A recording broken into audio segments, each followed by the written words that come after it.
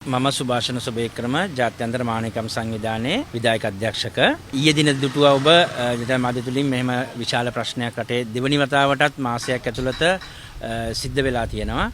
ඉතින් අපි ඇත්තටම මේක විමර්ශනශීලීව බැලුවාම මේක ඊටාම කෝටි ගාණක හානියක් වෙලා තියෙනවා.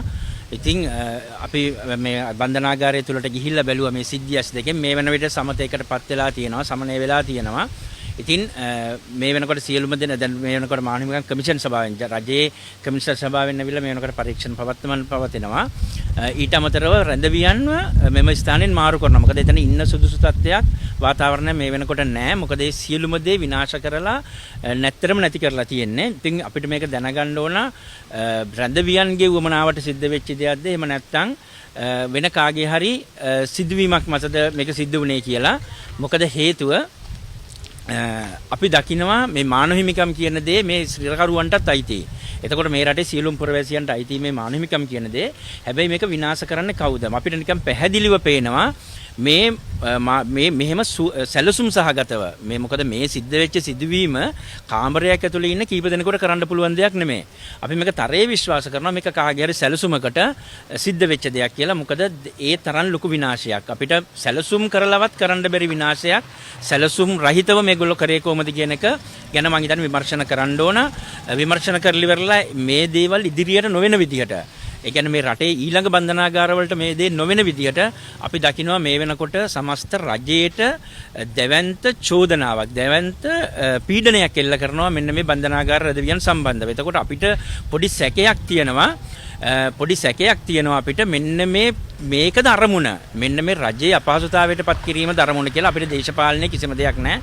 අපිට ඇත්තටම මේ ආණ්ඩුවට කිසිම සම්බන්ධයක්වත් නැහැ.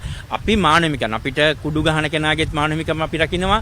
සමස්ත සියලු දෙනාගේම මාධ්‍යවේදීගෙන්ද සිවිල් පුරවැසියන්ගෙන්ද මේ සියලු දෙනාගේම ඔවුන්ගේ අයිතිවාසිකම් වෙනුවෙන් අපි පෙනී සිටිනවා.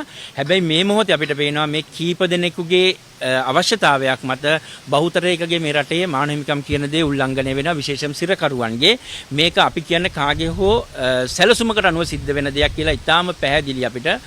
අපි කියන්නේ කාගේ හරි එහෙම දෙයක් කියනවනම් මේක එළිය කරන්න බැරිද මේක ඇතුළ මෙන්න මේ මානසිකව යම්කිසි අවපීඩනයකට ලක් වෙලා ඉන්න පිරිසක් තමයි මෙන්න මේ ගේට්ටු හතරෙන් ඇතුළේ ඉන්නේ. ඉතින් ඔවුන්ට එළියට යන්න දෙනවා නම් ඕන දෙයක් කරනවා කිව්වොත් කරන්න පුළුවන් මට්ටම අපි විශ්වාස කරනවා මේ ඉන්න ගෝලයෝ මේ ඉන්න අයගේ ප්‍රධානියෝ කවුරු හෝ මෙන්න මේ දේශපාලන වශයෙන් මේක කුමන්ත්‍රණයක් සිද්ධ කරගෙන මේ දේ කරනවද කියලා අපිට පැහැදිලි හැඟීමක් තියෙනවා. මේ තරම් ලොකු විනාශයක් මම කියන්නේ ඒකයි සාමාන්‍යයෙන් පුද්ගලයෙකුට කරන්න බැරි විනාශයක් කරලා තියෙනවා. ඉතින් මේක කරලා මේ සිද්ධිය අවසන් වෙන පැයේදීම ආණ්ඩුව ඉවත් වෙන්න ඕන, ඇමති අයින් වෙන්න ඕන. මේක චෝදනාවක් වෙනවා. මෙන්න මේ චෝදනාව කොහෙන්ද? දැන් ඔබ දකින්නද සමාජ මාධ්‍යරා සම්පූර්ණම ගොඩනැගෙන්නේ ආණ්ඩු විරෝධී දෙයක්. හැබැයි මේ ආණ්ඩුවේ නෙමෙයි මේක මේ දේශපාලන ප්‍රශ්නයක් නෙමෙයි. මේක මේ සිරකරුවන් අතර සිද්ධ වෙන ප්‍රශ්නයක්. ඇත්ත. සිරකරුවන්ට ඉන්න බෑ. 1000ක් ඉන්න ඕන තැන 3000ක් ඉන්නවා. හැබැයි මේකට විකල්පක විදියට ඇමති මාරු කරන එකවත් මේ අවුරුදු 70 ගානක ආපු දේශපාලන ගොඩගැසීමක්. මේක මේ සුද්දගේ කාලේ ඉඳලා ආපු ගොඩගැසීමක්. එක මේ මාසෙකින් දෙකකින් අවුරුද්දකින් මේ දෙක සිද්ධ කරන්න බෑ.